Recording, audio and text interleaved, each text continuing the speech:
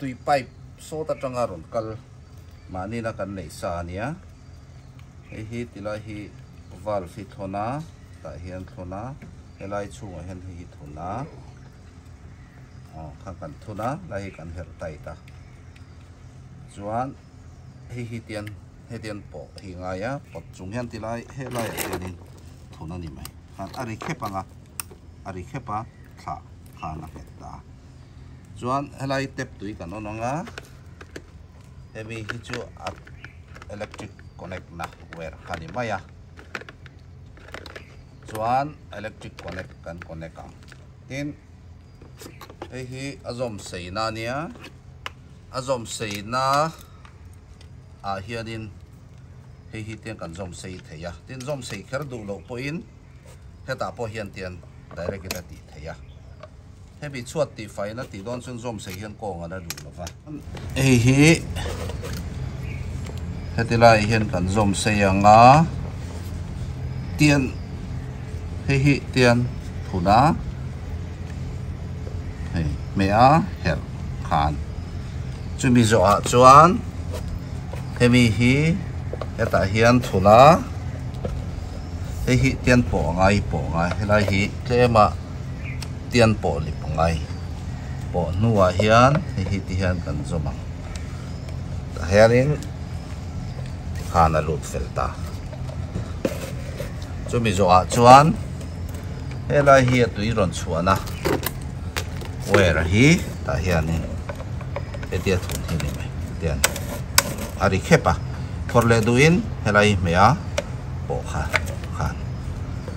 thun chuan ta han ari khepa am het tui kan ona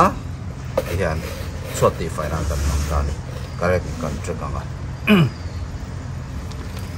choti faina nia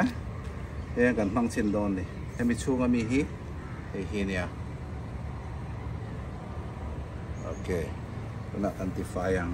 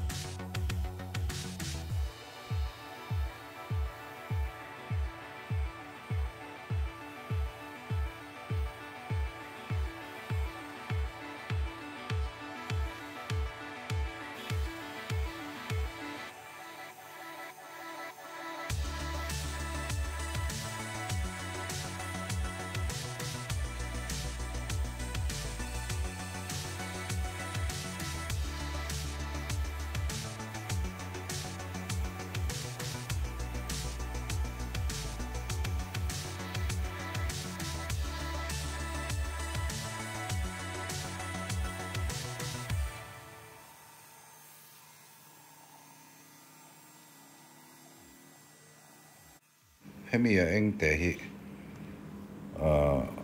tuna mia hianin ron kaltel ngala